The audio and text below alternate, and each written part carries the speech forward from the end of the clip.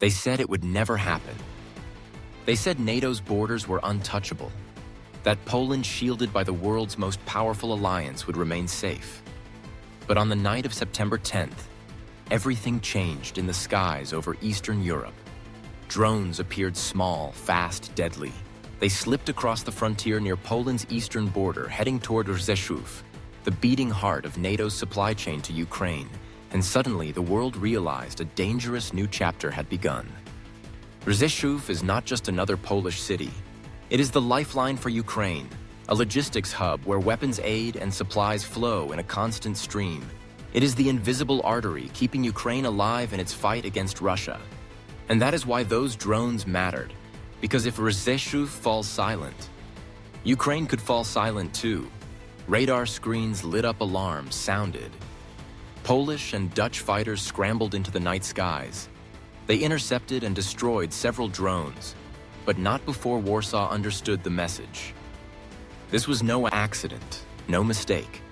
It was a deliberate test of NATO's defenses and a warning that Russia was willing to push the line.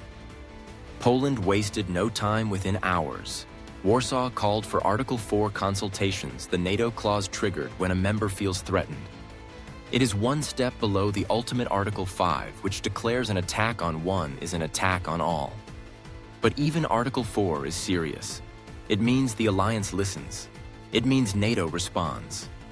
Poland raised its air defense readiness around Lublin and Rzeszów. As citizens watched the skies with fear, and as the news spread across Europe, NATO moved fast. A plan named Eastern Sentry began to unfold. The alliance stacked the skies with AWACS surveillance planes that can see hundreds of miles across borders. Refueling tankers stretched the range of fighters patrolling overhead. French Rafales roared into position.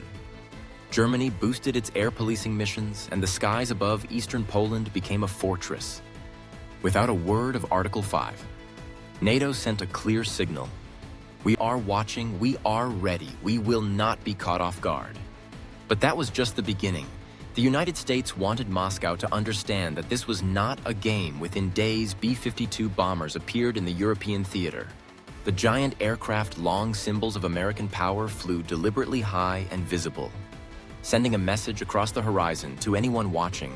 These skies belong to NATO. But the response was not only in the air, it was on the ground. Poland hardened its shield. The country is already one of NATO's most heavily armed front lines. But now Warsaw moved to accelerate everything. Patriots integrated with IBCS, the advanced command system that links radars and interceptors. Narew short-range defenses with CAMM missiles spread across the countryside. Aegis Ashore and Redzikowo stood guard against ballistic threats. F-16s upgraded to modern standards. Incoming F-35s prepared for deployment, and rocket artillery fleets. HIMARS and Homar K expanded to blanket the east with precision firepower. This was more than a military buildup.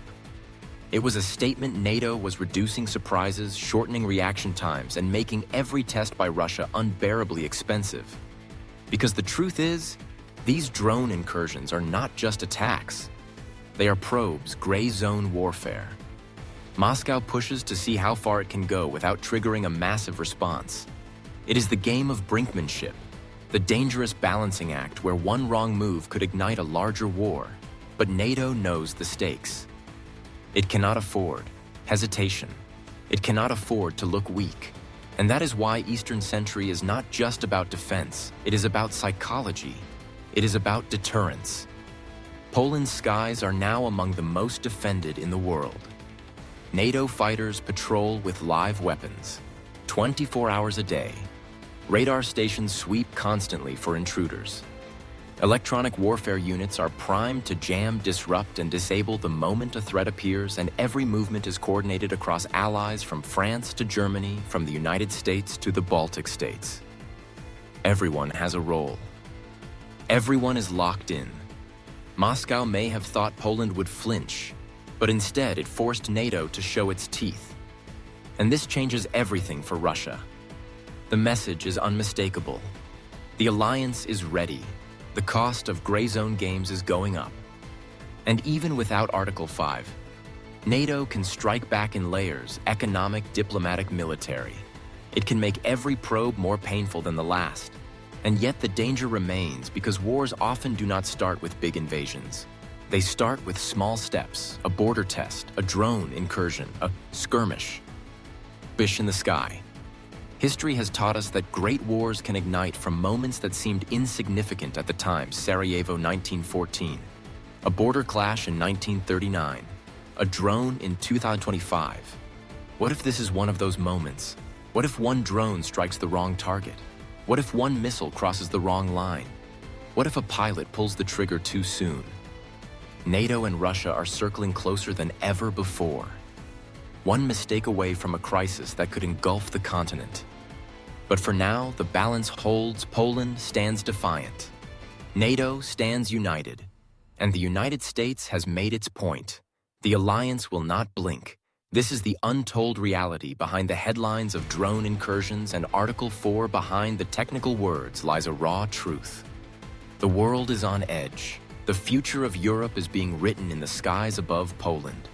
And tonight, as millions of people across Eastern Europe lie awake listening for the hum of drones above, one question echoes louder than ever.